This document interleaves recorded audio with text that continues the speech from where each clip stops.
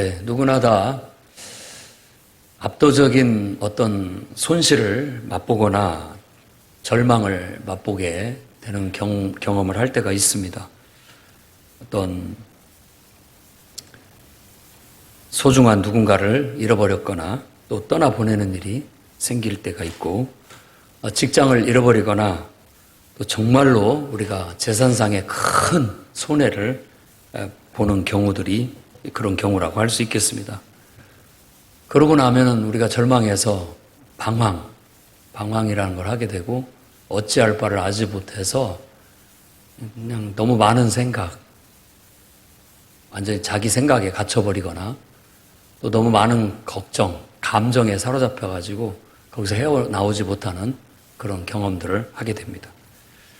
그런 상황에서 우리가 그 모든 것들을 훌훌 털어버리고 새롭게 시작한다라는 것은 큰 용기가 필요한 일이라고 여겨집니다. 오늘 이 말씀을 드리는 것은 바로 이스라엘 백성이 지금 우리가 읽은 이 에스겔 36장의 배경에서 바로 그런 상황에 놓여져 있기 때문에 그렇습니다. 나라가 망해버렸습니다. 그리고 백성들은 포로로 끌려가고 뿔뿔이 흩어지게 됐고, 그야말로 이 상황을 어떻게 받아들여야 될지 또 어떻게 헤쳐나가야 될지에 대해서 막막하고, 아예 헤쳐나가고자 하는 생각도 할 수가 없었죠. 누구나 다 그런 속에서는 너무 많은 생각에 빠져듭니다. 생각이 너무 많아요. 그리고 잠을 이루지를 못하죠. 너무 많은 생각이 떠오르고, 그리고 또 너무 많은 염려, 근심, 걱정, 감정에 사로잡혀서 스스로를 감옥에 가둬버리기 때문에 거기서 벗어나지를 못하는 경우들이 많이 있는 것 같습니다. 그럴 때 하나님이 이제 에스겔 선지자를 통해서 이 말씀을 주십니다. 하나님이 자기의 거룩한 이름을 이 백성에게 두시고 이 백성을 통해서 하나님의 영광을 드러내시려고 선택한 언약 백성이었는데, 그들이 자신의 명예를 실추시켜버렸다. 모세를 통해서 너희는 거룩한 나라요, 제사장 나라 삼겠다라고 그 이념을 제시하고 시작된 나라가 지금은 어디서도 그걸 찾아볼 수 없을 만큼 땅바닥에 내동그라지게 됐습니다. 또 아브라함을 통해서 모든 민족 위에 너희를 뛰어나게 하겠다.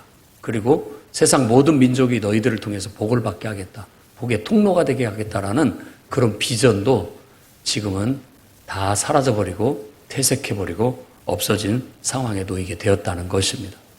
그렇지만 너희를 보면 내가 너희를 이렇게 벌하고 너희의 이 더러운 부분들, 너희의 썩은 이 부분들을 도려내지 않고는 내가 그대로 보고 있을 수가 없어서 다 도려냈다마는, 그 일로 인해서 믿지 않는 세상 사람들이 야, 쟤네들 하나님 믿는 백성 아니야? 근데 어쩌다 저렇게 됐어? 좀 하나님이 살아있는 건 맞아? 이런 식으로 그 백성만을 욕하는 것이 아니라 하나님을 욕하는 거예요. 그러니까 하나님의 이름이 그냥 더럽혀지고 땅바닥에 떨어지게 된 거죠. 그래서 하나님은 결단하시고 내가 너희들을 다시 일으켜 세우겠다. 그래서 저 믿지 않는 사람들이 하나님은 살아계시다, 너희가 믿는 하나님은 정말 능력의 하나님이시다라고 다시 내 명예를 회복시키겠다라고 그렇게 말씀하십니다. 우리가 절망 속에 빠져 있을 때 하나님은 강권적으로 우리 가운데 역사하셔서 우리를 회복시키고 친히 하나님의 명예를 위해서라도 우리를 반드시 성공시키고 훌륭한 사람을 만들어 내신다라는 그런 하나님의 뜻을 이 말씀에서 우리가 읽어낼 수가 있겠습니다. 그래서 저는 이 말씀을 통해서 고통과 상실의 아픔 속에서 우리가 모든 것들을 훌훌 털어버리고 새롭게 다시 시작하는 방법에 대한 하나님 말씀을 여러분에게 전하고자 합니다. 첫째는 하나님의 은혜와 용서를 먼저 구하시기 바랍니다. 그러니까 우리가 모든 걸 다시 새롭게 시작하려면 청산이 필요합니다. 다 떨쳐버릴 건 떨쳐버리고 버릴 건 버리고 다시 시작하려는 마음을 가져야 되는 겁니다. 근데 이런 것들이 참 사람이 쉽지가 않죠. 첫걸음을 내디뎌야 되는데 그 첫걸음을 내딛기가 너무나 어렵습니다. 그래서 우리 속담에도 천리길도 한 걸음부터. 이 한 걸음만 내디디면 그 다음부터는 쉬울 것 같은데 이게 안 되는 거예요. 그렇기 때문에 우리는 하나님의 은혜를 구해야 됩니다. 오늘 이스라엘 백성들 아무 힘이 없어요. 능력도 없어요. 지금 이와 같은 고통과 상실 속에서 그들은 정말 절망에 빠져서 두 손 두 발 다 넉놓고 놔버렸고 아무것도 할 수 없는 상태가 되었다라는 겁니다. 그런데 묘하게도 하나님은 이제야 내가 좀 뭔 일을 하겠구나 라고 말씀하신다는 거예요. 그게 바로 성경이 깨우치는 진리입니다. 우리가 교만할 때는 하나님이 뭔가를 해보려고 해도 우리가 허락을 안 해줘갖고 못해요. 교만해가지고. 하나님이 뭔가를 막 역사를 하시려고 하는데 내가 알아서 다 해버리고 내가 뭐 내 힘으로 다 했단 말이에요. 그러니까 하나님이 끼어들 자리가 없어요. 나서시지도 못한다라는 것이죠. 그러다 보니까 자기가 똑똑한 채, 자기가 잘하는 채, 온갖 교만과 자만 속에서 자기가 잘못되고 있는지도 모르고 잘못 행하는지도 모르고 살아가는 거예요. 자기가 옳다고 생각해요. 그리고 또 자기가 뭔가 잘못됐다는 걸 알아요. 근데 인정하기가 싫어요. 자존심 때문에. 그리고 또 알면서도 안 돼요. 알아요. 안 하고 싶은데 안 돼, 이미. 그러니까 우리가 하나님 앞에 주여 도와주세요. 어떻게 해야 됩니까? 도와주세요. 이럴 때 하나님은 비로소 때가 됐구나. 이제 내가 나설 때가 됐구나. 라고 말씀하신다는 거예요. 참 아이러니합니다. 고린도 후서 12장에 사도 바울이 그런 고백을 하고 있습니다. 그가 이 눈에 가시를 가지고 있었어요. 자기가 정말 받은 계시가 너무나 크기 때문에 자만하지 않게 하려고 하나님께서 내 육체에 가시, 곧 사탄의 사자를 주셨다라고 그렇게 고백합니다. 그러면서 그 사탄의 가시, 이게 눈에 안질이 있었던 거예요. 그가 처음 예수님을 만났을 때 다메섹 도상에서 밝은 빛을 봤는데 그때 실명을 하고 말해서 떨어져서 쓰러져서 정신을 잃습니다. 근데 그때 아나니아가 와서 안숫기도 하고 눈에 비늘 같은 게 벗어지면서 다시 볼 수는 있게 됐지만 그때부터 눈에 질병을 달고 살았던 것으로 그렇게 알 수 있습니다. 그렇게 추정을 합니다. 가끔 발작도 일으키면서 쓰러지기도 했다고 해요. 그것을 놓고 하나님 앞에 이게 덕이 되지 않고 하나님께 영광이 안 되고 내가 사역하는데 지장이 많으니까 이걸 해결해 달라고 3번을 기도했어요. 근데 하나님께서 응답해 주셨습니다.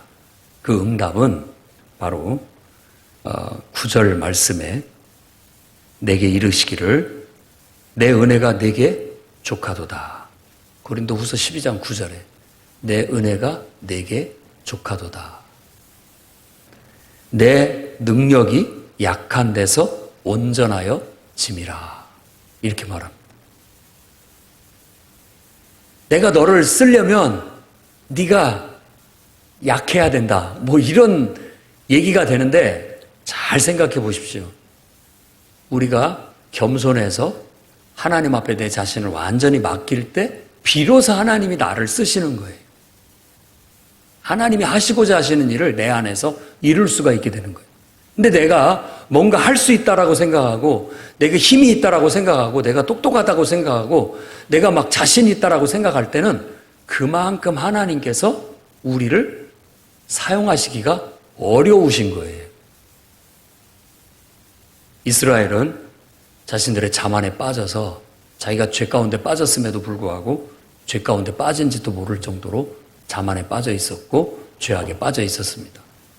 나중에는 죄악을 지적받고 책망을 받는데도 불구하고 고집을 피우면서 그걸 버리지 않습니다. 더 나아가서는 이제는 그걸 내가 버리고 싶은데도 완전히 그것에 지배당해서 버려지지가 않은 거예요. 그러니까 하나님께서 그들을 완전히 싹둑 잘라내시는 거예요. 고통과 상실 속에 집어넣으니까 더 이상 내 힘으로 어떻게 할 수가 없는 상황이 됐을 때 하나님 도와주세요. 하나님의 은혜를 구하고 자복하고 회개하면서 하나님의 용서를 구하게 되는 겁니다.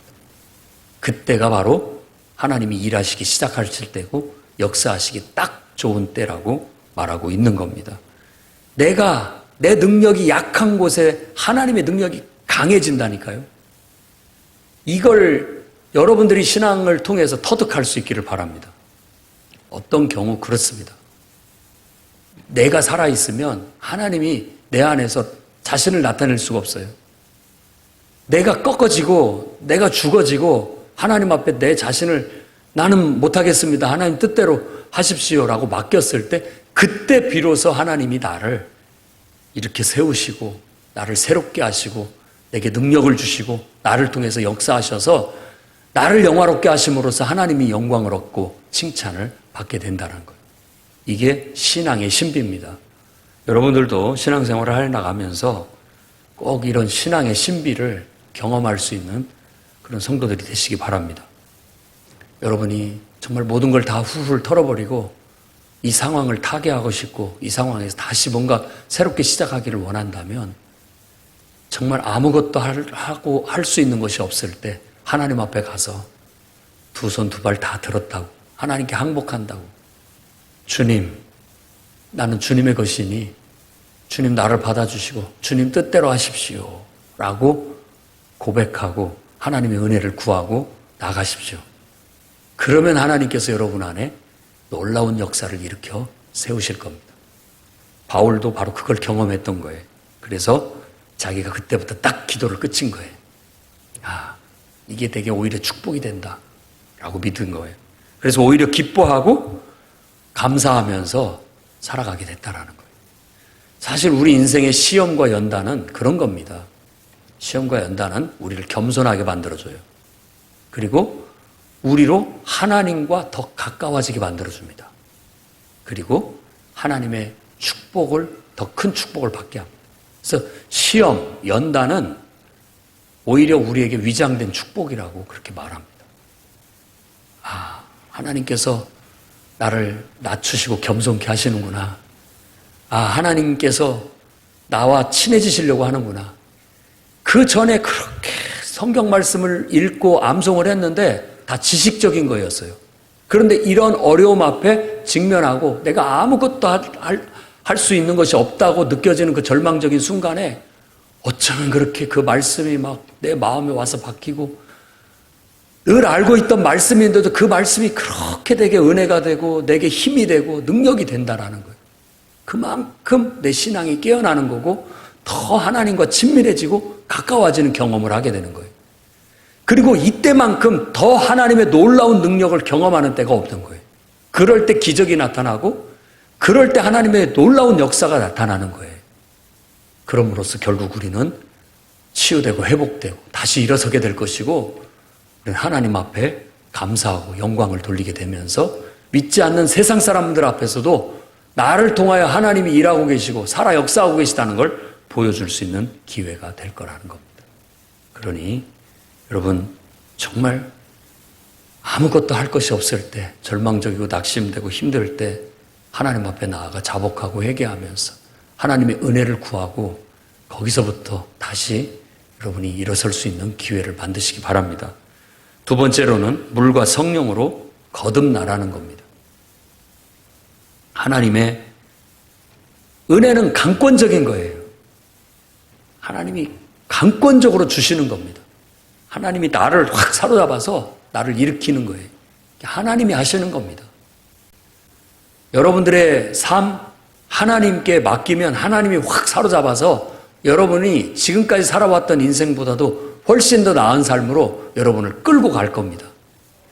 믿음으로 맡겨보십시오.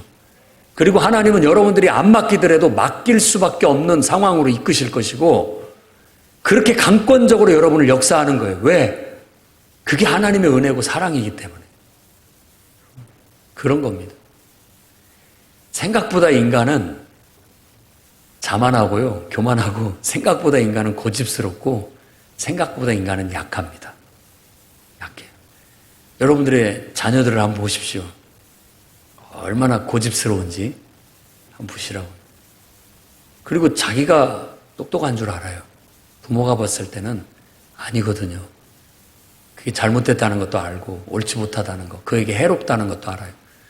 근데도 그게 옳다라고 때를 쓰고 고집을 피우고 나아가요.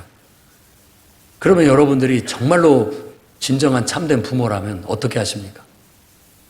그냥 어떤 분들은 그래 네 맘대로 해라 난 모르겠다 라고도 할 수 있겠지만 어떤 부모는 강권적으로 역사를 합니다. 아무 소리 하지 마. 딱 잡아가지고 내가 하라는 대로 무조건 해. 그러는 거죠.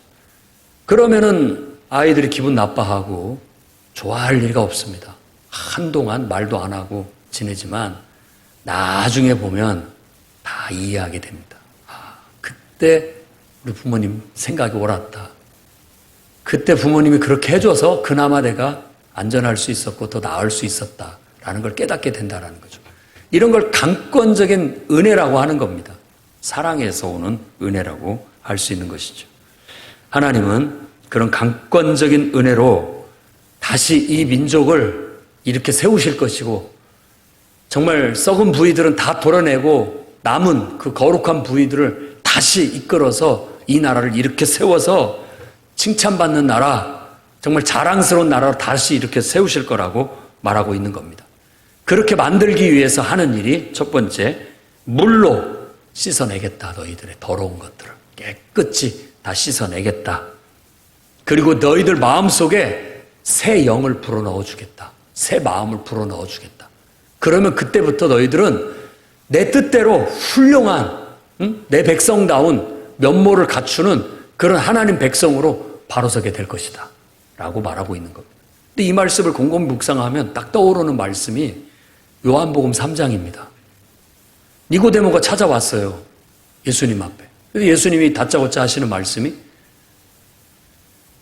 하는 말씀이 사람이 거듭나지 아니하면 하나님 나라를 볼 수 없다라고 얘기합니다. 그러자 니고데모의 답변은 그겁니다. 사람이 어떻게 나이 먹어서 늙어서 다시 태어날 수가 있다는 말입니까? 엄마 뱃속에 들어갔다 나올 수는 없지 않습니까? 그러자 예수님이 말씀이 그럽니다. 사람이 물과 성령으로 거듭나지 않으면 하나님 나라 들어갈 수 없다. 육으로 난 건 육이고 영으로 난 건 영이다. 바람이 임으로 불는데 그거 소리를 듣고 우리가 알 수 있는 것처럼 성령으로 난 것도 바로 그와 같다라고 말하면서 니고데모에게 물과 성령으로 거듭나라고 말하는 것. 여기서 말하는 물, 지금 이 에스겔서 36장에 우리가 읽고 있는 이 말씀을 그대로 말하는 거나 똑같다고 저는 봅니다. 그렇게 해석할 수가 있어요. 오늘 예수님께서 25절에 맑은 물을 너희에게 뿌려서 너희로 정결하게 하되 너희의 더러운 것에서 모든 우상에서 다 너희를 정결케 하겠다. 다 물로 씻어내겠다라는 겁니다. 그래서 물은 정결케 하는 그런 어떤 것을 상징한다고 볼 수 있어요. 다르게도 해석을 할 수 있지만 요한복음 3장 3절과 5절에 말하고 있는 그 거듭남에 필요한 물, 이 물은 바로 우리의 죄를 씻어내는 어떤 의미를 보여주고 있다고 볼 수 있습니다. 그래서 물을 침례라고 볼 수 있습니다. 세례라고도 볼 수 있고. 왜? 사도행전에 그렇게 얘기합니다. 너희가 회개하여 각각 예수 그리스도의 이름으로 침례, 세례를 받고 죄 사함을 얻으라. 그리하면 성령을 선물로 받으리니. 이렇게 말합니다. 그러니까 먼저 우리가 물로 우리의 죄를 씻어내는 거예요. 그리고 난 다음에 하나님께서는 우리 마음 안에 새 마음, 새 영을 주신다라는 것. 이 말씀이 예수 그리스도의 십자가의 사역 후에 예수 그리스도의 부활하신 이후에 이와 같이 성취가 됐다고 볼 수 있는 겁니다. 그래서 정말 인생을 훌훌 털어버리고 지금부터라도 새로운 삶을 살기 원하시는 분이 있다면 정말 자복하고 회개하고 하나님의 은혜를 구하고 강권적인 하나님의 은혜 가운데서 여러분들이 물과 성령으로 거듭나는 그런 체험을 하시기 바랍니다. 물로 여러분 죄를 씻어내야 됩니다.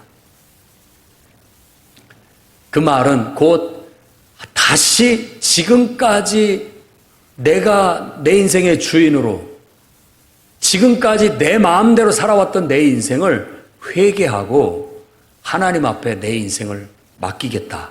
결단하는 거. 이게 회개입니다. 하나님, 지금까지 내가 내 마음대로 해왔지만 좋은 일이 없어요. 뭔가 다 잘못됩니다. 하나님이 내 인생의 주인이 되어주십시오. 하나님이 내 인생의 구원자가 되어주셔서 나를 이끌어주세요. 그럼 나는 잘 될 수 있고 행복할 수 있고 가장 복된 삶을 살 수 있다고 믿습니다. 내 인생을 주님께 맡깁니다. 이게 회개예요. 그러면 내 인생을 주님께 맡겼다라는 것은 예수님과 함께 십자가에 못 박아 죽었다라는 그런 의미가 되는 거예요. 내 과거의 옛 생활이 죽었다. 죽고 하나님 안에서 다시 태어났다라는 그런 의미를 갖게 되는 거예요. 그래서 나는 예수님 앞에 죽고 이제 내 인생을 주님께 맡겨서 새 삶을 살기로 결정했다라는 그 믿음을 모든 사람 앞에 보여주는 우리들의 신앙 고백이 뭐냐? 바로 세례요 침례입니다. 여러분의 인생을 회개하고 믿음으로 침례를 받고 하나님께 여러분의 삶을 맡기십시오. 그러면 하나님께서 성령을 선물로 주십니다. 내 안에 하나님의 영이 들어오면 그 성령이 그때부터 이제 나를 이끌고 나를 다스리고 인도하는 그런 삶을 살게 되는 거예요. 그럼으로써 우리가 비로소 제대로 된 삶을 살아가게 되는 거예요. 누구든지 그리스도 안에서 새 삶을 살기를 원한다면 이와 같이 예수 그리스도 안에서 죽고 다시 태어나서 물과 성령으로 거듭나 새 삶을 살아야 됩니다. 하나님의 자녀가 돼서. 그렇게 살게 된다면 우리는 최고의 삶을 살아나게 될 겁니다. 요한복음 로마서 8장 1절부터 말씀을 보면 그러므로 이제 그리스도 예수 안에 있는 자에게는 결코 정죄함이 없나니 이는 그리스도 예수 안에 있는 생명의 성령의 법이 죄와 사망의 법에서 너를 해방하였습니다. 율법이 육신으로 말미암아 연약하여 할 수 없는 그것을 하나님은 하시나니 곧 죄로 말미암아 자기 아들을 죄 있는 육신의 모양으로 보내어 육신의 죄를 정하사 육신을 따르지 않고 그 영을 따라 행하는 우리에게 율법의 요구가 이루어지게 하려 하심이라. 결국 성령이 우리 안에서 역사하시면 하나님 말씀대로 하나님의 뜻대로 살 수 있는 인간이 되게 된다는 거예요. 그러니 여러분 성령 충만을 받으십시오. 예수 믿고 나는 성령이 뭔지 모르겠는데 성령 체험이 뭐야? 성령이 뭐야? 라고 말하는 것은 제가 제대로 신앙생활을 못하고 있다라고 생각하시면 되겠습니다. 우리가 예수를 믿고 그리스도 안에서 함께 죽고 다시 태어난다라는 것은 예수 그리스도의 십자가의 사역을 통해서 하나님의 성령이 선물처럼 우리에게 주어지는 거예요. 그걸 성령이라고 합니다. 하나님의 영이 우리 안에 들어와서 보혜사 역할을 해요. 보혜사를 다른 여러 말로 설명할 수 있겠지만 저는 아주 훌륭한 모사, 여러분의 비서 역할이라고 볼 수 있어요. 이게 보혜사 역할을 하는 거예요. 성령이 내 안에 계시면서 성령이 야, 지금 일어나야 돼. 지금 씻고 단장하고 교회 가야 돼. 교회 왔을 때 먼저 기도부터 하고 하나님을 찬양하고 하나님의 임재 속에 들어가야 돼. 보혜사 성령이 늘 인격적으로 내 안에서 내 마음속에 어떤 해야 할 일을 생각나게 해주시고 또 뭔가 할 마음을 일으켜주시고 또 어떤 잘못된 일을 할 때는 하지 말라고 나를 제지하시고 또 내가 게으르고 나태할 때는 우리를 깨우쳐서 하라고 우리에게 독려해 주시고 그런 보혜사 역할을 하는 거예요. 어떻게 보면 좋은 비서 역할이 그 성령이 하시는 겁니다. 그러면 우리가 그 성령의 인도함을 따라 살아가게 될 때 우리는 더 온전한 모습을 갖고 살아가게 되는 거예요. 그러니 여러분 교회 생활 하시면서 꼭 물과 성령으로 거듭나고 성령 충만해지시기 바랍니다. 성령이여 임하소서 불같이 급하고 강한 바람같이 내게 임하셔서 내게 바람이 불듯이 내 안에 할 일을 생각나게 해주세요. 하고 싶은 마음을 주세요. 내가 잘못됐을 때 나를 제지해 주시고 내가 나태할 때 나를 독려해서 하게 만들어 주세요. 늘 성령의 충만함에 따라서 우리가 살아가야 할 필요가 있다는 겁니다. 그렇게 되면 세 번째로 우리는 성령의 인도함을 받아 거룩한 삶을 살아내게 되는 겁니다.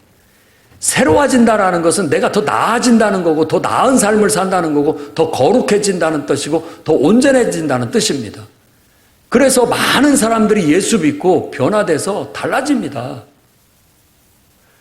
술에 임박했던 사람들도, 술 중독에 빠졌던 사람도 은혜 받고 술을 딱 끊게 되고, 가정에 그렇게 불성실했던 가장들도 가정에 충실하게 되고, 자기 본분을 다하게 되고 역할을 다하게 되고 완전히 달라질 수 있는 변화가 일어나게 되는 겁니다. 그동안 자기 생각에 갇혀 살고 자기 감정에 갇혀 살던 사람들도 거기에서 탁 벗어나서 해방돼서 진실한 삶을 살아내게 되는 거예요.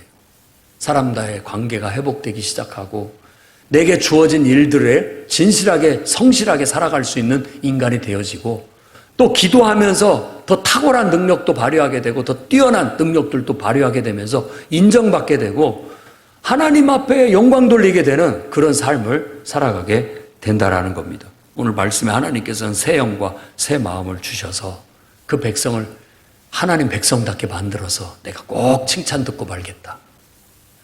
여러분들의 자녀 잘 키워서 나도 자식 잘 키웠다 칭찬받고 싶은 부모의 마음처럼 하나님께서도 내 명예를 위해서라도 네가 좀 잘해줘야 되겠다 라고 말하는 것이죠.